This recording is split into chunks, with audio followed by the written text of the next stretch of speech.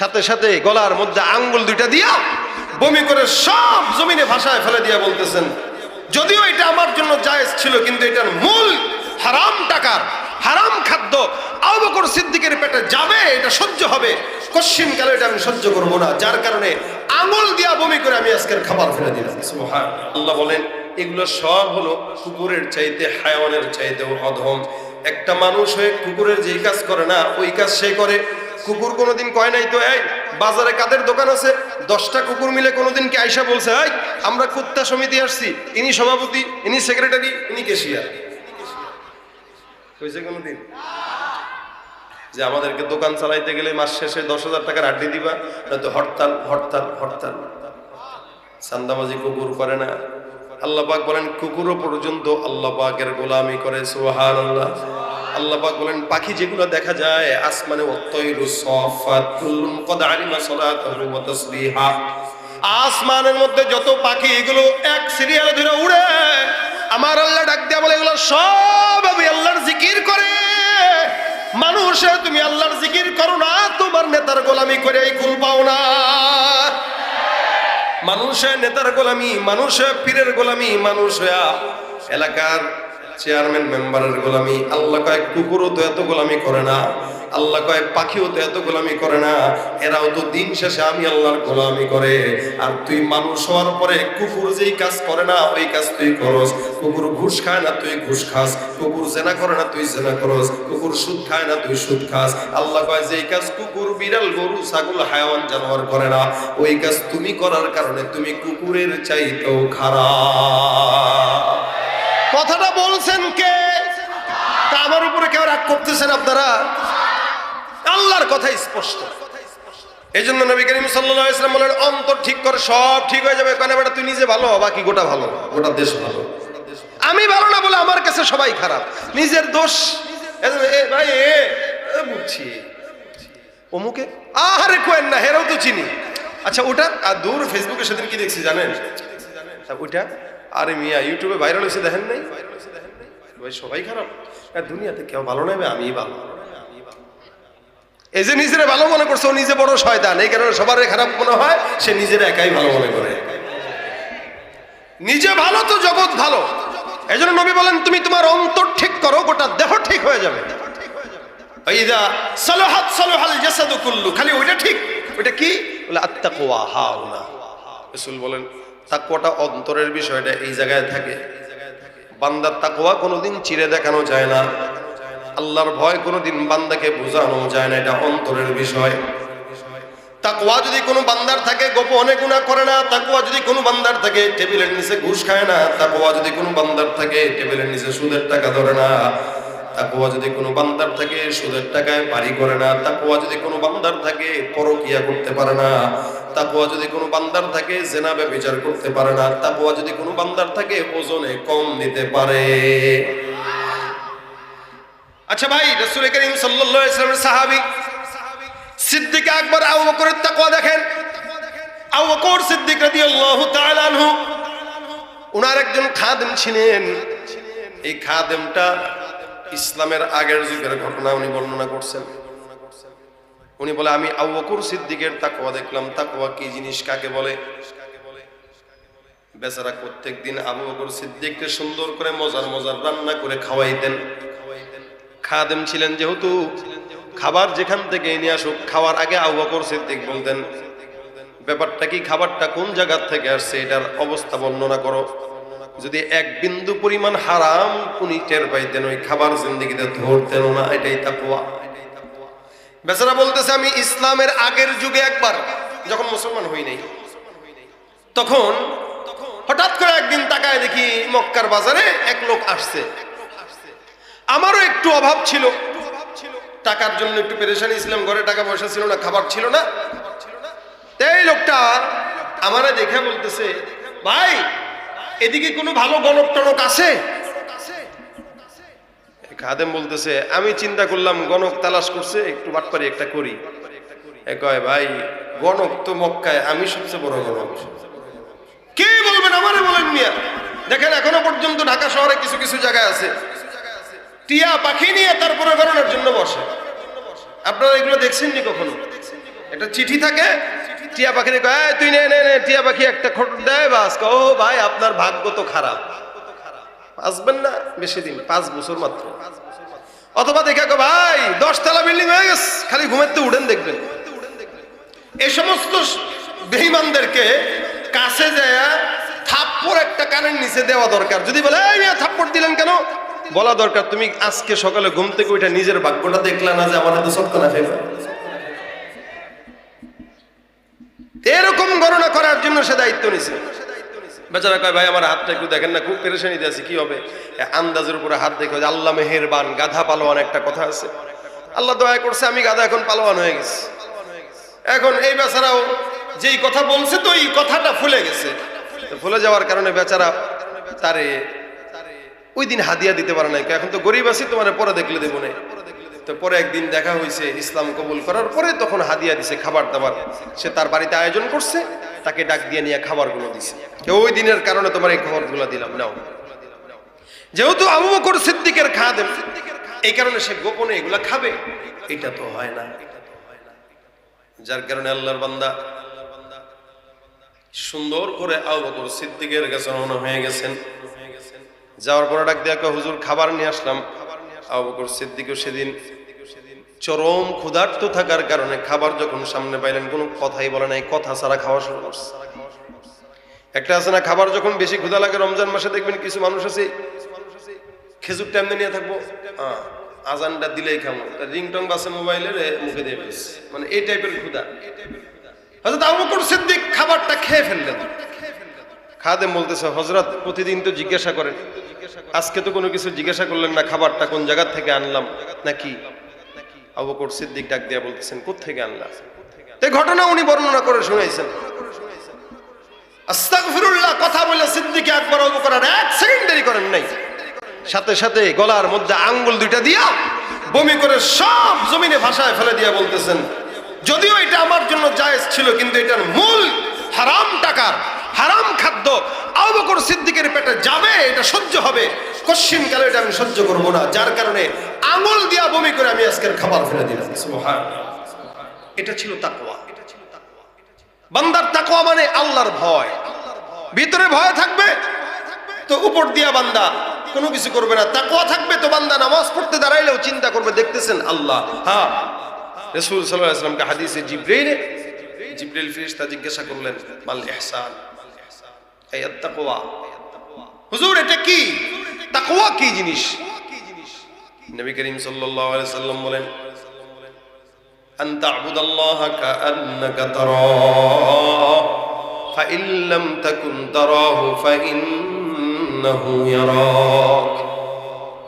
আচ্ছা বলেন, এখানে আমরা নামাজ আদায় করি রমজান মাসে, তাকওয়ার মূল মাস হলো রমজান। এই জন্য আল্লাহ পাক বলেন কুতিবা আলাইকুমুস সিয়ামু কামা কুতিবা আলাল্লাযীনা মিন ক্বাবলিকুম লাআল্লাকুম তাত্তাকুন। তোমরা রোজা রাখো যেমন ভাবে তোমাদের উপরে রোজাকে ফরজ করা হয়েছিল পূর্ববর্তীদের উপরে। এ মুসলমান, রোজাটা এখন থেকে নয়, আদম পয়গম্বর থেকে শুরু হয়ে গেছে, যাতে করে তোমরা মুত্তাকি হতে পারো। রমজান মাসে একটা মোটা মানুষ যদি খাবার খায়, পেটটা ভরেও যদি খাবার খেয়ে বাইরে এসে বলে ভাই আমি রোজাদার, কেউ বিশ্বাস করবে না। সবাই মনে করবে হ্যাঁ এটা রোজাদার, এটা যে খাইছে এটা কেউ বিশ্বাস করবে না। কেন? বান্দা পেট ভরে খাইলেও বোঝার উপায় নাই, না খাইলেও বোঝার উপায় নাই। শুধুমাত্র মুখের কথায় বিশ্বাস করা হয় কে রোজাদার আর কে বেরোজাদার। এই বান্দাটা চাইলেই কিন্তু গোসলখানায় ঢুকে পানি পান করতে পারে, এই বান্দা চাইলেই কিন্তু অন্য জায়গায় যায় অন্য কিছু খেয়ে নিতে পারে। কিন্তু বান্দা গোপনে তো খায় না, বরং ভুলেও যদি বান্দার গলার মধ্যে পানি চলে যায়, ইমাম সাহেবের কাছে ফতোয়ার জন্য দৌড় দেয়, হুজুর রোজা কি আছে না গেছে ঠিক কিনা। হুজুর রোজা রাখতে যায়, ওযু করতে যে পানি ভিতরে চলে গেছে, রোজা কি এখন থাকবে? সে জিজ্ঞাসা করে কেন?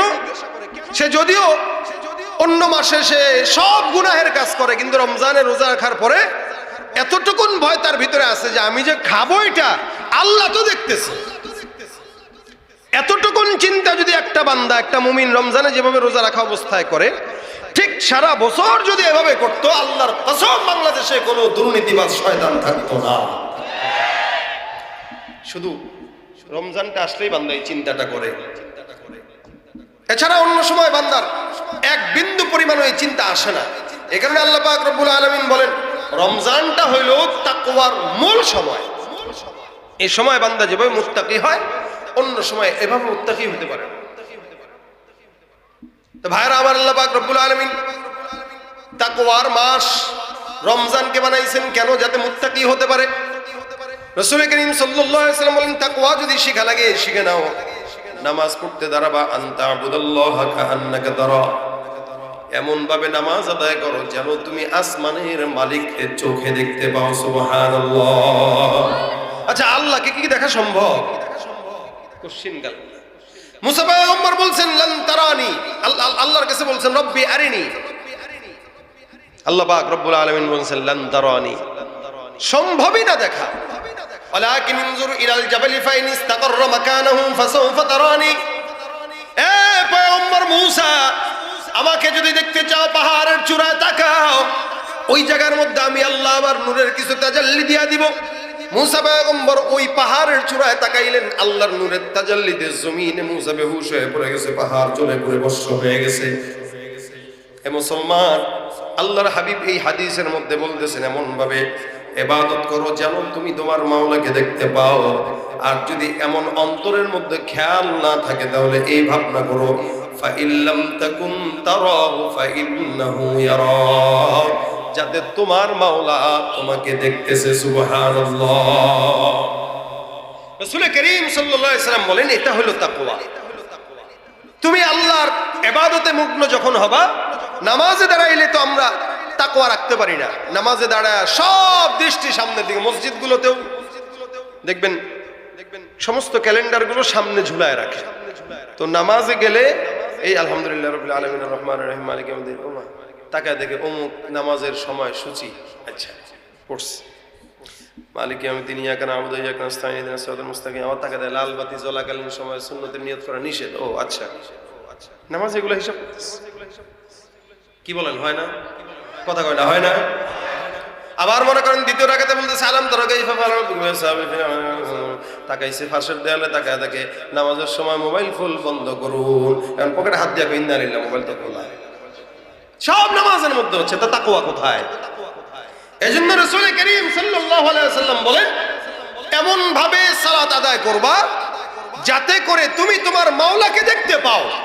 আর যদি হালতটা এমন না হয়, এইভাবে খেয়াল রাখো যে তুমি তোমার আল্লাহকে দেখতেছো, এ খেয়াল না থাকুক, এটা অন্তত মাথায় রাখো যে তোমার আল্লাহ তোমাকে দেখতেছে।